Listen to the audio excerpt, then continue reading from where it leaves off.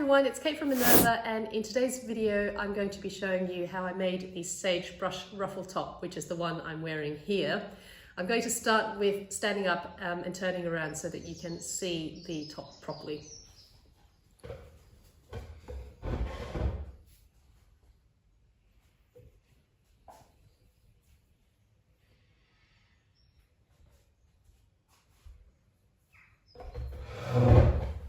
Okay. So in terms of details, there's actually quite a few on this top, and I think it's going to be easiest if I show you the line drawing. So here it is here, and you can see that the main feature is of course the ruffle above the bust. It's got these beautiful voluminous sleeves which are cinched at the sleeve hem with some elastic. There's gathers on the front body, so you don't need a dart. And the final thing is the bias tape finished. So it's an exposed bias neckline, as you can see here. And that's all one piece, and then it ties into a bow at the back, like so. And there's also a front yoke and a back yoke. In terms of supplies, you will of course need your pattern. So you can buy the paper version from Minerva, and it comes in a really beautiful package.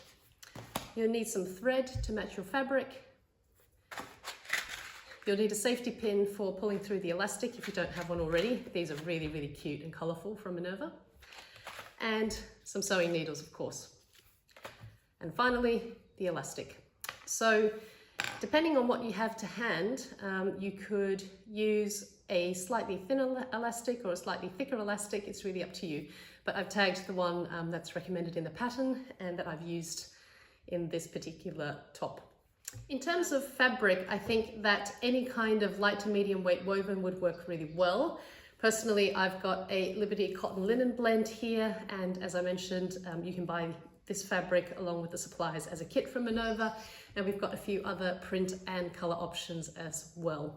You can also choose something like a cotton lawn or a linen or even a double gauze. All of those would make a really nice sagebrush ruffle top. So without further ado, let's head to the sewing machine and get started.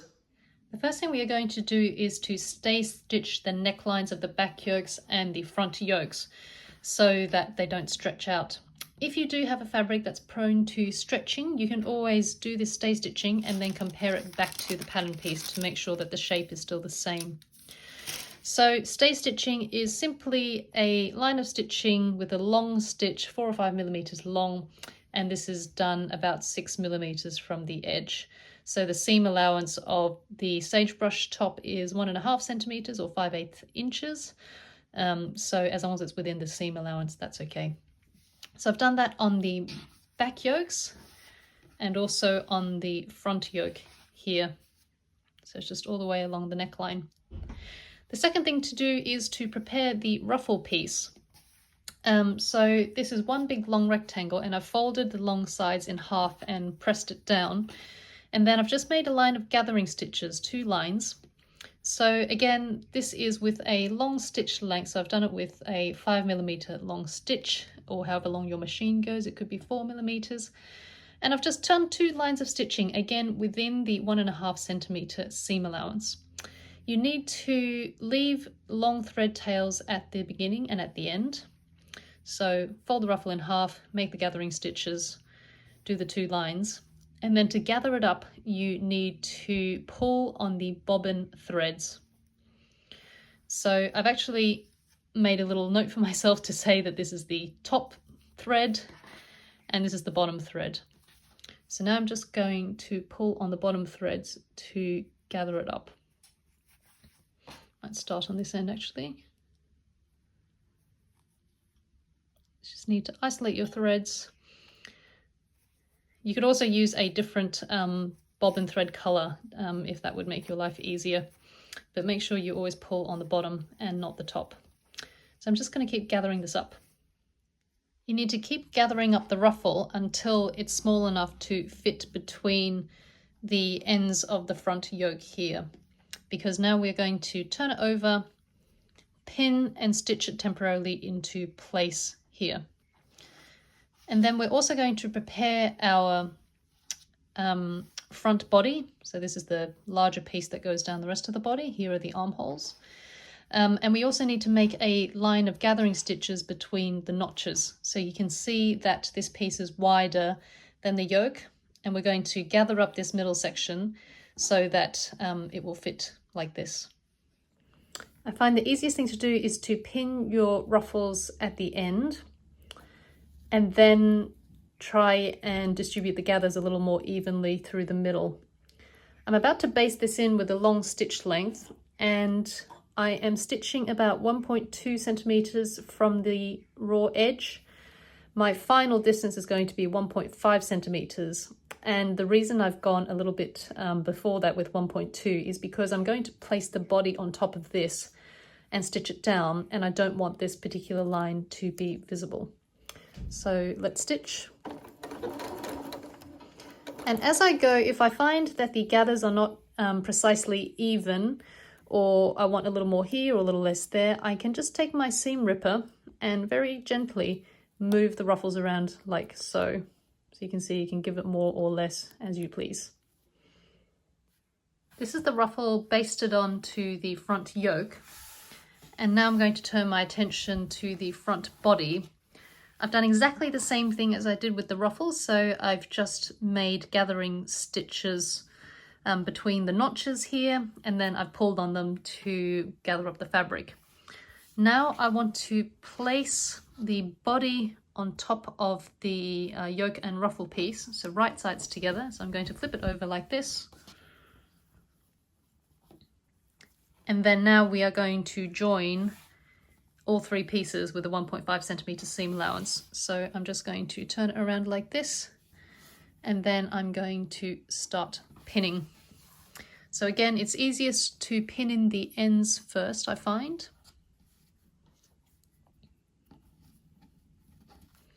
Like so, and then kind of work your way along. So you can see that this is already too loose, so I'm just going to pull on the bobbin threads. Make sure you're always pulling on the bobbin threads when you're trying to gather, otherwise it doesn't work very well. Okay, and then we can continue pinning here. So once I've pinned all along here, I'm just going to stitch it with a 1.5 centimeter seam allowance. This is the yoke, the ruffle and the body now sewn together in one seam. I'm just going to go through and remove some of these gathering threads because it looks a bit messy. And we need to finish the seam. I'm going to use an overlocker, and then we are going to leave the seam facing towards the top of the top and the ruffle sitting facing towards the bottom. If you want, you can also top stitch to keep this in place. But first I'm going to trim between the layers because, like I said, this is quite thick. There's 4 layers of fabric here. So I'm just going to trim the internal ruffle one after I remove the gathering here. And then I'm going to overlock that together. Here is the front body again, and I trimmed down the inside layers, so basically the ruffle, trimmed it down so it's less thick, and then I've overlocked along the seam here. You will find that the seam naturally wants to gravitate towards the top anyway, and here's the top yoke, like that. And now I'm going to just stitch a line of stitching here so that the seam allowance stays in place and it doesn't want to go anywhere. When you're trying to edge stitch something, it's easy to have a foot with a guide. So I have a semi-industrial machine which comes with this kind of foot as a straight stitch foot. So I can use this kind of groove here as a guide. If you have a regular machine, you can do it by eye, but you can also get this kind of stitch in the ditch foot with this plastic flange in the middle. So what happens is that you can then place your the plastic flange on the seam, and then you can put your needle either here or here or here to make sure that you get a really even line of stitching. This is a really useful tool to have for stitch in the ditch and edge stitching, so I would recommend it in general as a sewing foot. The finished back looks something like this, and these are the 2 yoke pieces where we stay stitched the neckline, and then this is the back body. So we are going to close up the seams here So we're just going to fold over by 1/2 inch and fold over again and give that a nice press. And you want to make sure that once you've done this on both sides, that it actually does meet in the middle here. So I've put a pin where this should be. So on this edge, I'm folding over 1/2 inch, folding over again. So I'm just going to put a pin there.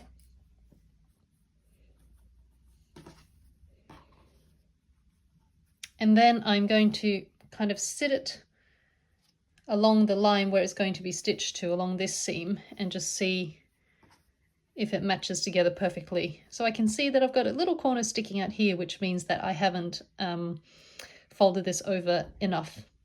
So let me just go back and fix that. The reason why I want to do this checking now rather than later is because these are meant to meet up together perfectly. And once you've stitched something down, then it saves you the hassle of having to unpick it and do it again if it's not quite right.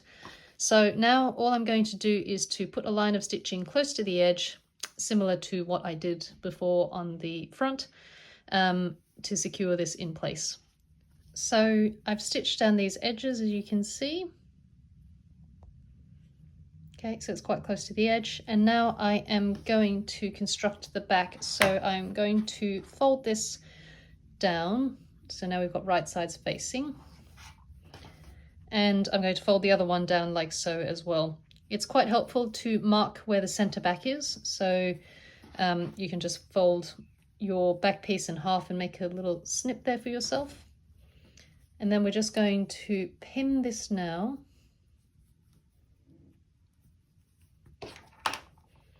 And on the other side, make sure that these two pieces are touching and lined up against the raw edge. And then just pop a few pins in here. And now stitch 1.5 centimeter seam allowance across here. Here is the back yoke joined to the back body. So I've stitched this seam and then I've just put a line of overlocking there as well. Now we are going to make sure that the seam points downwards on the back, and then we're going to turn it over and put another line of top stitching here right next to the edge, similar to what we did on the front, to hold that seam allowance in place. This is the line of top stitching on the back, and now we are going to join the front. So we're just going to join them at the shoulders. So I'm going to take my front piece and put it right sides together.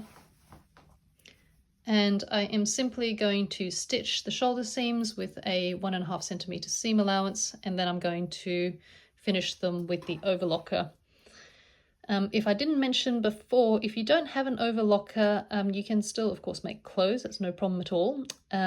Just use a zigzag on your sewing machine to prevent your edges from fraying. So one option, for example, would be 2 millimeters by 2 millimeters, so 2 millimeters wide, 2 millimeters long, for example. But you just need to test out the settings on your machine and see how the zigzag looks and how you like it. So there's my shoulder seams pinned, and I'm just going to put on that line of stitching and overlocking. For the neckline, we are going to finish it with double fold bias tape, which is what I've made here. So there is a pattern piece that you can use, and you need to cut the width of the strip, which is 5 centimeters, by the length of the strip. Like I said, check your pattern to see how long it needs to be.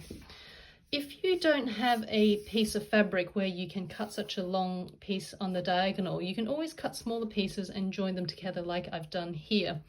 Because it's bias, it's really important to cut it on the diagonal. So if I zoom in, you can see that the grain and the cross grain go kind of up and down and crosswise, and then cutting it on the bias is on the diagonal here. And the reason for that is that you'll get a lot more stretch here than you do like this or like this. And you want this stretch because you need this to go around the curve of the neckline and sit nicely. So going back to the piece, if you don't have a big long piece, continuous piece that you can cut, then simply make the strips and then join them together. So you'll see that I've actually cut mine on the diagonal here at the joins. And the reason for that is bulk.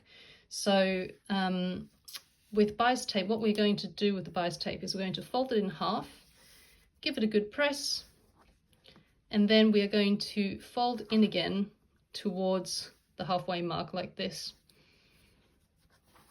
And we end up with something like this at the end.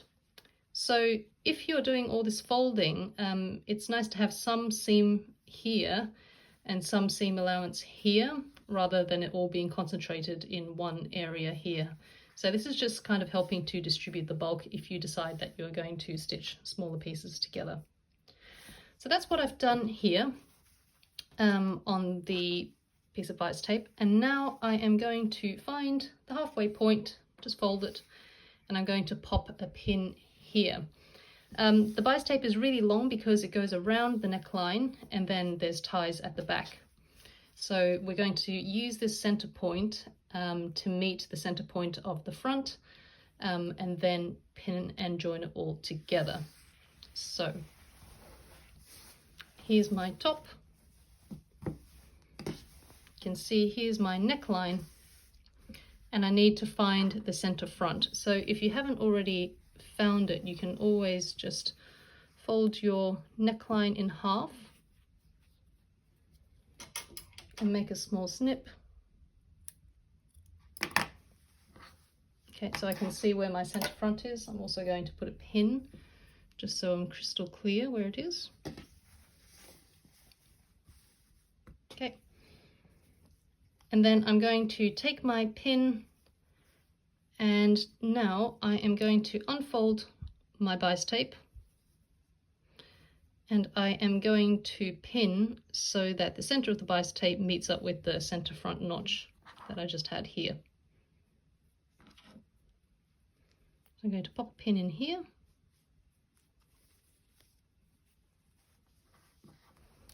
And then I'm going to pin and stitch around my neckline. So try and be careful not to stretch out your neckline here. So just be really gentle with your fabric. And don't pull too much. Okay, so I'm going to continue along like that. And then I'm going to make a line of stitching along where this crease is.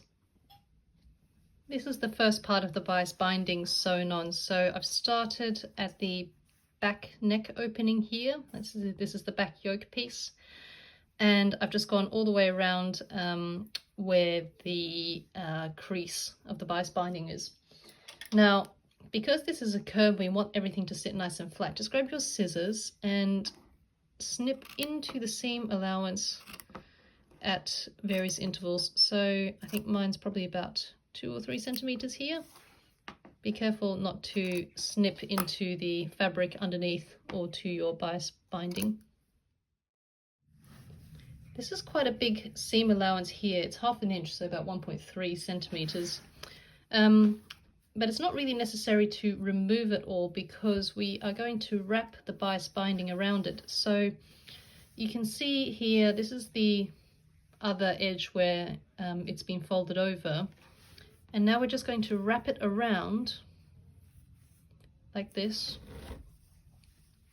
And then you're going to pin it so that it is just over the line of stitching you made before. So if you're finding that this is a bit thick, then you can always grab some scissors and then just trim it down a little bit, for example, so you don't get any kind of folds when you turn it over like this. And you want to make sure that the fold here is covering and just a couple of millimeters over, 1 millimeter over from the line of stitching. And then pin it.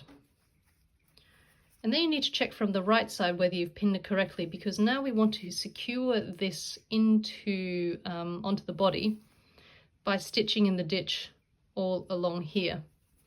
So for example, just need to adjust my pin a bit.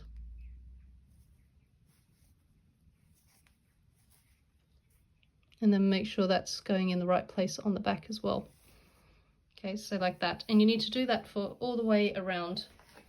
Once you've done that, you can either machine it or you can also hand baste and put some just some hand stitching, big running stitches along here to hold it in place, and then machine it. The other option, of course, is if you didn't want to machine and you wanted a perfectly clean finish on the inside, you can also take a needle and thread and then just hand stitch it all the way along. This is the neckline completely pinned now, and you can see that I've used quite a lot of pins, so I know exactly where I'm going. And you can see also on the wrong side of the fabric, I've made sure to make sure that I've caught the bias binding, so from the front. So when I stitch in the ditch here, this will be where the line of stitching is on the back. Now you may want to also, this is my shoulder seam, trim down for a bit of bulk. So you can see I've just taken a corner off there just to make things feel a bit less thick in this particular area. So now I'm going to stitch in the ditch from the back. This is the back yoke, and then we'll come back and finish the ties in a moment. So I'm stitching with my regular foot and just going by eye, and as you can see there's plenty of pins everywhere, so I'm just pulling them out as I stitch. Okay, so we reach the next one, and I'm just going to pull it out a little bit.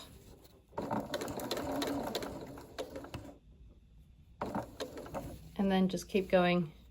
Just go slowly, there's no hurry.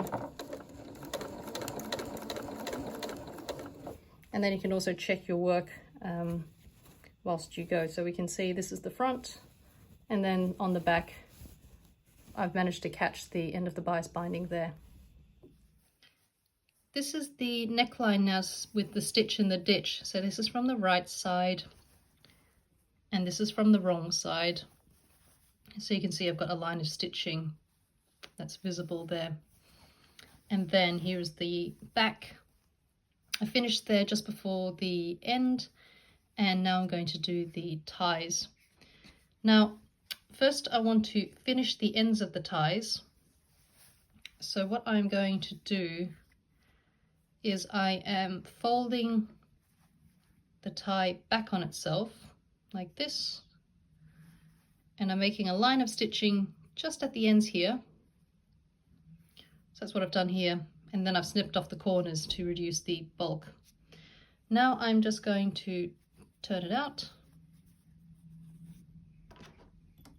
and then you can use a little pin or a point turner or something to get the corner out.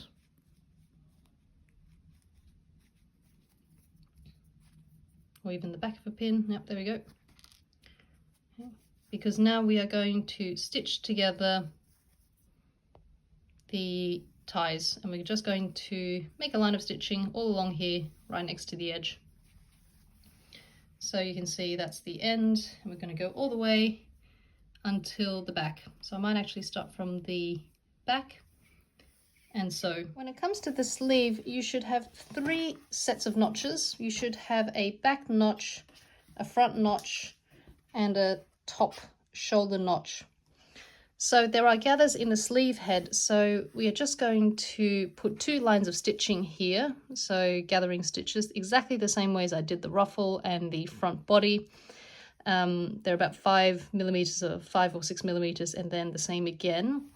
And then I have used a different color on the bobbin thread so I can easily pull it out later. And I literally just take the bobbin threads and pull to gather them up. Okay. So we'll do this properly and distribute the gathers properly when we set in the sleeve. But for now, we just need to join the sleeve piece together. So we fold it right sides together at this is the underarm sleeve and this is the hem of the sleeve. And I'm just going to pin and stitch down here and then overlock the seam and press it open.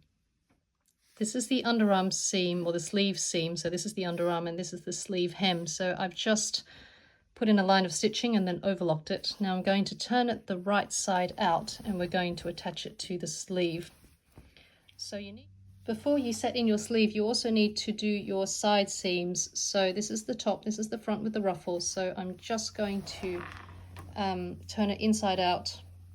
So I've got right sides together, and I'm going to pin and stitch the side seams as well. So I'm starting at the underarm here.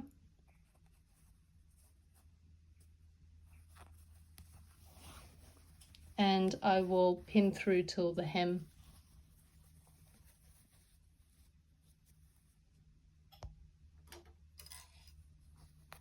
And then it's just a case of, yeah, making sure you stitch and overlock the side seams. To join the sleeve to the body, we first need to turn it the right way out and make sure that this is the correct sleeve to be setting in on the right side, on the correct side. So with the sleeve turned the right way out, at the start of your gathering, you need to check that it's a single notch that matches the front. And then on the other side, you've got the double notch that matches the back yoke seam here. The instructions say that the ruffles should be concentrated at the shoulder. And so you have a shoulder notch at the top, and I've just put a pin here to remind myself where it is, since that often gets lost in the gathers. And then now we need to simply pin things together. So to begin with, I like to pin the underarm seam. So again, right sides together.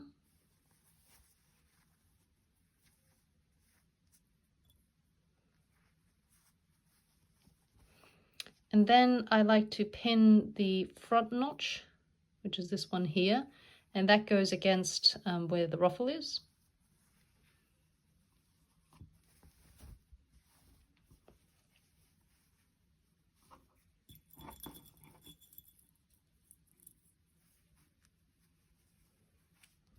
I like to then keep going and pin the shoulder. So like I said, I've just put a pin there so I can find the shoulder notch again. I need to put the shoulder notch in.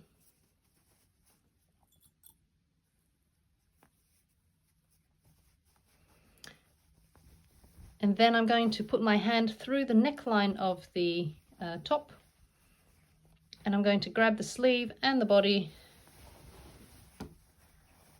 and pull through like this so that I can see where I need to be pinning the rest of my garment.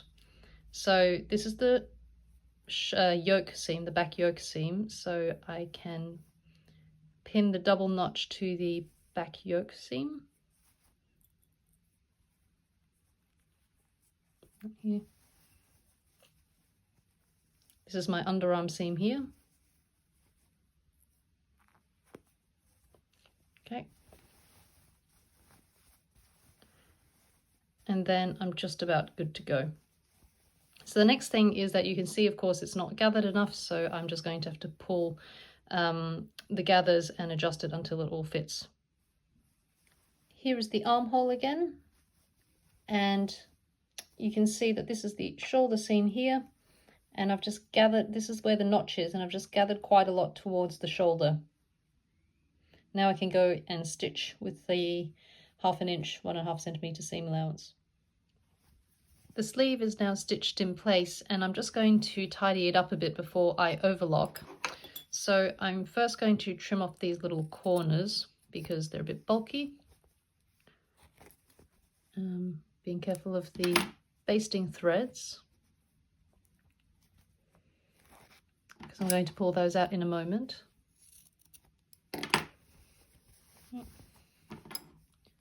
It's got 3 corners I want to trim off. No, wait, I think there's 4 actually. Sorry about that. Yeah.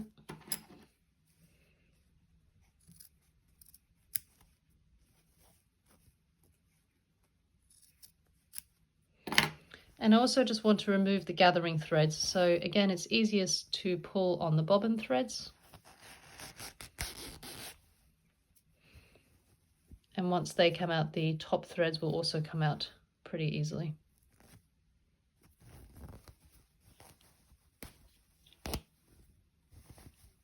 Okay, so now I'm going to overlock all the way around the edge of the sleeve. After cleaning up the gathering threads and snipping the corners, I've gone through and overlocked the seam here. So that's the sleeve in, And now I'm going to put some elastic on the bottom of the sleeve to pull it in and give it a nice puffed shape. So the first thing to do is on your sleeve hem, you need to press it in by 1/4 inch, so about 6 millimeters, and give it a good press. And then you need to fold it up again towards the wrong side and press it again. In terms of where to press up to, you can actually check your pattern piece and you'll see that there is an angle here where the hem is. So you can always just fold that up, mark a point there, and then find the corresponding mark on your pattern piece so you know where to fold. So in this case, you would fold it by 1/4 inch, 6 millimeters or so, and then fold it up again where the notch is. Once you've folded, pressed and folded again, now I'm going to go around and stitch it down with an edge stitch. So just 1 millimeter or 2 from the edge here. And I'm also going to leave a bit of a gap. So this is the where the sleeve seam is. I'm going to leave a gap here so that I can thread my elastic through. When it comes to elastic, there's a few different options. So you can see that my channel is about 2 centimeters wide. The official recommendation is for elastic that is 1/2 inch wide, so about 1.5 centimeters. Minerva have a really good range of elastics in all sorts of sizes. So this one's about 1.5 centimeters. This one is 10 millimeters. And this one is 5 millimeters. You can use whatever you have to hand, but I've also tagged the one that's officially recommended, which is 1.5 centimeters. So you can use whatever you want as long as it fits into the channel here. Now, if you look at the pattern instructions on page 10, it will tell you how long to cut the elastic. So for this one, for me, it's going to be 29 centimeters. So I've got my cutting board here, so I'm just going to use that as my measure. 15, 20, 29.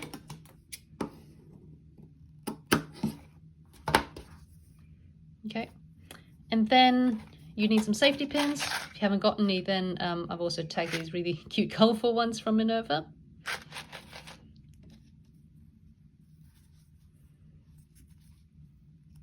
Okay, pop your safety pin on the end, and then you can thread it through the gap. So you can see I've left a little bit of a gap here, and it's just a case of putting it in and wriggling it through like so. Once your elastic is threaded through, I always find it helpful just to pin the two ends together and then go and try on the top, just to see if this is the length of elastic that I like. If it's too short or too long, then you might need to cut it again and repeat the process. Once you're happy with the elastic length, you can just go ahead and stitch together. And then I like to give it a bit of a pull so that I can make sure that the fabric is evenly distributed around the elastic. Like so. Now I'm going to stitch the rest of this together so that this is closed.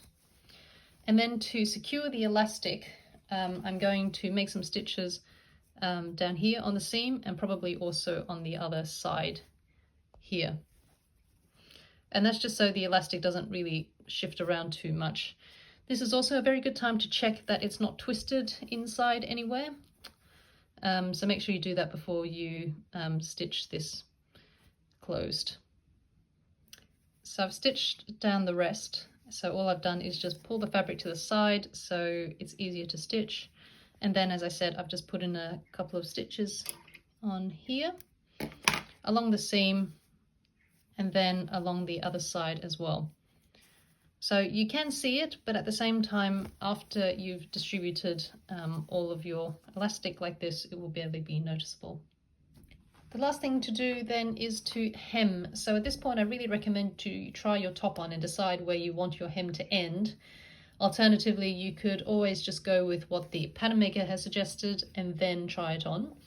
So in this case, the hem allowance is 10 centimeters in total. So you fold up over to the wrong side by 5 centimeters, give it a press, fold it up by 5 centimeters again, and give it a press.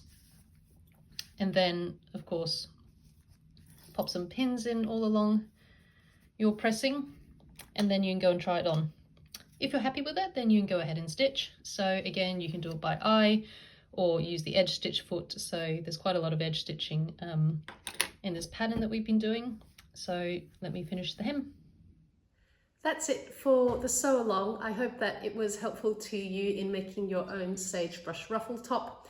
If you have any comments or questions, feel free to leave them under the video and we'll get back to you as soon as possible.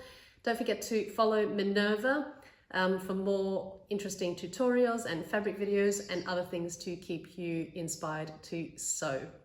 Finally, we do love to see your makes as well. So if you want to make an account, it's free on our website and you can post your own makes and creations and connect with other Minerva makers worldwide. Thanks again for watching and I'll see you next time.